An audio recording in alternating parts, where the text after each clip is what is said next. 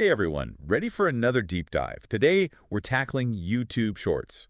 Specifically, we're looking at how they can impact your earnings as a creator. That's right, we're not just theorizing here. Definitely not. We've got some advice from a YouTuber with multiple channels under their belt. Some of them are even automated, so we're looking at some hardcore strategies here. For sure. Okay, so the source material. It's a text file. The title is pretty dramatic. Ready for this? Lay it on me. Puedes destrozar tu canal YouTube Shorts, advertencias y monetización. Okay, gotta love a strong title. What's that mean for those of us who don't speak Spanish? Basically, you can destroy your channel YouTube Shorts, warnings, and monetization. Oh, okay, so getting right to the point. I like it. And I guess that brings us to the big question we're exploring here today. Can chasing after those sweet, sweet shorts actually end up hurting you in the long run? Right, like, are we risking our long-form videos, the ones we've been building up, for something that might be a flash in the pan? What does our multi-channel YouTuber have to say about all this? Well, they start off by saying shorts can be a double-edged sword. Ooh, I like that. Tell me more. So on one hand, shorts can be amazing for visibility. They're like this express lane for getting new viewers and subscribers to discover your channel. Kind of like a shop window, right? Yeah. Get a ton of people peeking in, but does that translate to them actually coming in and buying something? Exactly. And that's exactly the risk our YouTuber friend is highlighting here.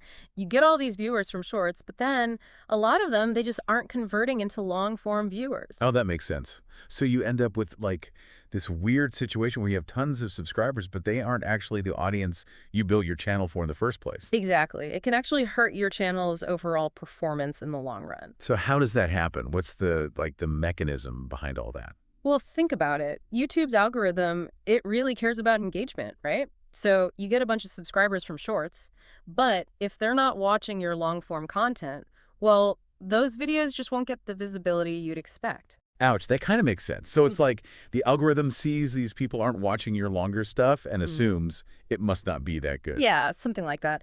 Basically, YouTube might start showing your long-form content to fewer people because a big chunk of your subscribers aren't actually interested. That's rough. Okay, so let's talk about the bottom line, like money. Most YouTubers, at least some part of why we're doing this is to earn them income. What's our source saying about how shorts monetize compared to those longer videos? This is where it gets really, really interesting. Okay, so they actually give some concrete examples. Buckle up for this. They made only 42 cents. 42 cents, seriously? Yeah. Okay, hold on. 42 cents from how many views? From 16,000 views on one of their shorts. Whoa, hold up. That's like nothing. It's really, really low, right? To put that in perspective, we're talking about maybe 0.05 cents per 1,000 views. And okay, get this.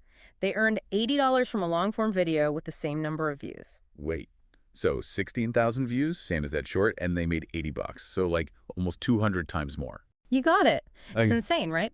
They're estimating around $5 per 1,000 views on their longer content. Wow. That really makes you think, Like, where should you really be putting your energy? It's a huge difference, right? And it's definitely something to consider for anybody who's thinking about going all in on shorts. You might get views, you might even get subscribers. But if you want to actually earn a decent income from YouTube, long form is still where it's at. Okay, I think we've established that shorts aren't even close when it comes to making money.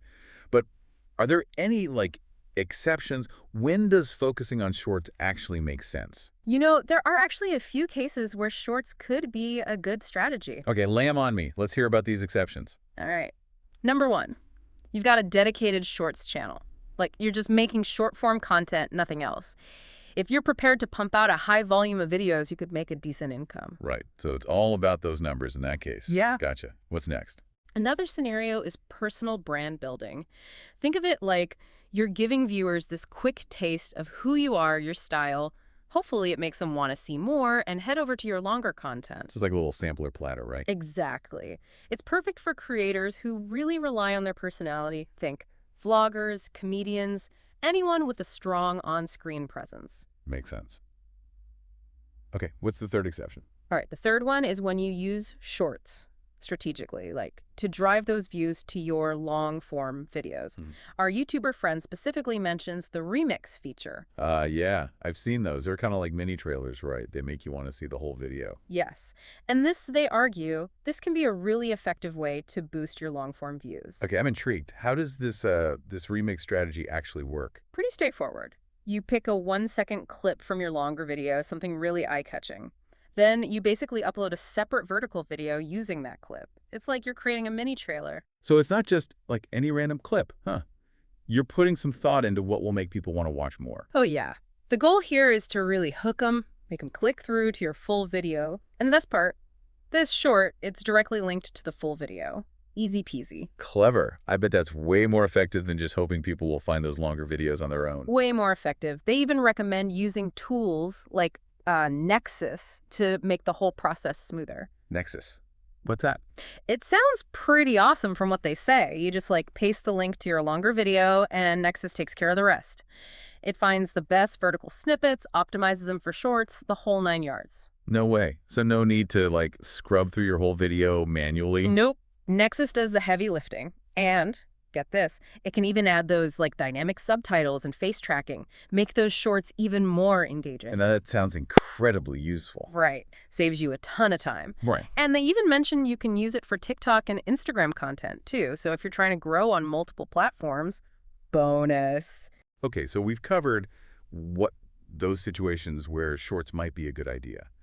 But I'm curious, what's the takeaway? Like if a creator is trying to decide how shorts fit into their plan, what's the advice here? Well, they really stress that even if you do experiment with shorts, staying focused on those longer videos, that's key for most channels. Like a 70-30 split, they recommend. So like a balanced diet, huh? Little bit of shorts is okay, but you got to have those long-form videos as your main meal. Love that analogy. It's so easy to get swept up in the hype. But for most creators, those long-form videos, they're still the foundation. That's what builds a successful channel. All right, so much great info here. We've talked about the downsides of shorts, that crazy difference in earnings, and those times when they might actually be helpful. I feel like there's a lot to think about. What are your thoughts? Yeah, this deep dive really, I think it highlights how important it is to think strategically.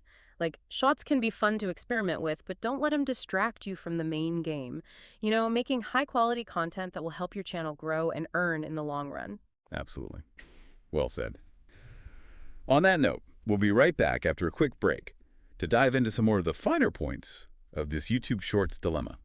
Stay with us. You know, one thing that really struck me is that idea that Shorts viewers, they might not actually be the same people who watch your longer videos. I mean, it seems kind of, I don't know, counterintuitive, doesn't it? Like you think if someone likes your shorts, they'd be even more likely to watch the stuff you put a lot of effort into.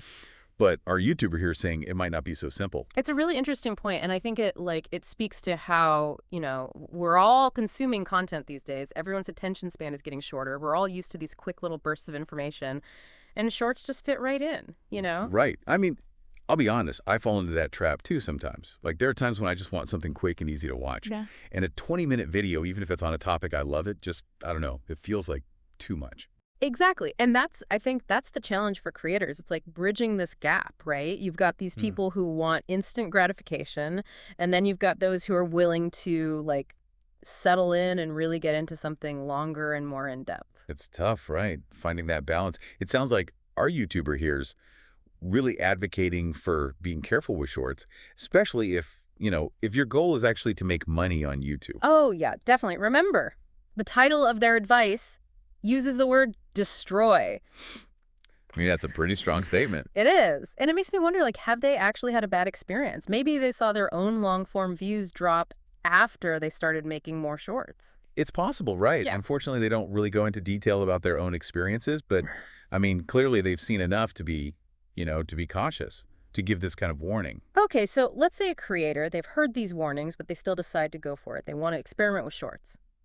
What's the best way to do that without, like, jeopardizing the stuff they've already built, their long-form videos? Well, that's where this 70-30 rule comes in. They say, even if you are doing shorts, 70% of your energy should still go to making those longer videos. Right. So it's about maintaining that balance we talked about. Shorts are like a side dish. They're not the main course. Exactly. And when it comes to actually making the shorts, they have some pretty specific suggestions. They talk about using the remix feature. It's a way to sort of guide viewers back to back to your longer videos. Yes. The remix strategy. I was Okay. so interested in that when we were talking about it earlier. It seems like, such a smart way to use shorts without like cannibalizing your other views. Definitely. And the cool thing about the remix feature is that like it's built into the YouTube app. You don't need any special software or anything to do it. Okay, so walk me through it again. How do you make a remix short? Okay, so it's really simple. You open up the YouTube app on your phone, you start playing one of your longer videos, and get this, you just tap this remix button, and then you can pick a 1-second clip from that video. That's going to be the hook for your short. So it's not just like some random part. You're really picking a part that will, grab people's attention, make them want to see more. Exactly. You want them to be intrigued, click through to that full video. So you've got that little clip, right? And then you can actually upload a whole other video, a vertical one. And it's like, you're making a mini trailer. Ah, so that's where the creativity comes in. You're basically making this whole new video, just a short one, designed to promote your longer content. Yep. That's it. And our YouTuber friend really emphasizes that these vertical videos, they need to be engaging, like add captions, do some face tracking, use dynamic visuals, anything to keep people watching. That makes sense. It's like you got to capture their attention so fast, Yeah. especially with those short videos. And I remember they mentioned a tool, something that can make the editing process easier. Was it Nexus?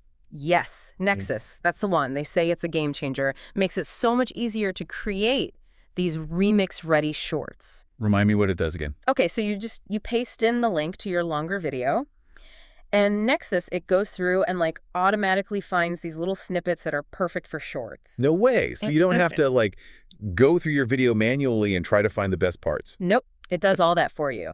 And it's not just about finding those clips. It can also like add those dynamic subtitles, even do the face tracking stuff. So it's like your shorts are already way more engaging right out of the gate. That sounds amazing. Right. It's a huge time saver. And they mentioned you can use it for TikTok and Instagram too. So it's not just for YouTube, which is like a huge bonus. Okay, so we've got like that 70-30 split, right? 70% long-form content, 30% shorts. We've talked about the remake strategy, and now this tool, Nexus, to make it all easier. What else does our YouTuber friend have to say about, navigating this whole shorts world? Well, they bring up an interesting point about different kinds of channels, like channels that are really focused on personal branding versus channels that are, more automated. Oh, yeah. They did mention that shorts might be more helpful for creators who are, like, building a personal brand. Exactly. They're saying that for those channels, the ones where the creator's personality is really important, shorts can be a great way to, like, give viewers a quick introduction, let them see what you're all about. It's like a little sneak peek behind the scenes, right? I could see how that would work well for, like, vloggers, comedians, those types of creators who are really, connecting with their audience on a personal level. Exactly.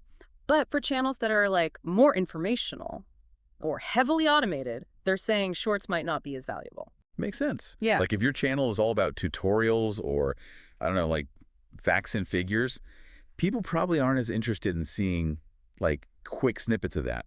And I guess for automated channels, it's probably harder to like work shorts into the process. Yeah, exactly. I think the big takeaway here is that there's no like one-size-fits-all approach to shorts. Whether or not they're a good fit for you really depends on, your goals, what kind of content you're making, and of course, the audience you're trying to reach. Yeah, that's a good point. It's all about being, I guess, intentional, strategic. Don't just jump into shorts because everyone else is doing it. Think about like how they can fit into your plan and if they're actually going to help you reach your goals. I completely agree. And with that in mind. And we're back.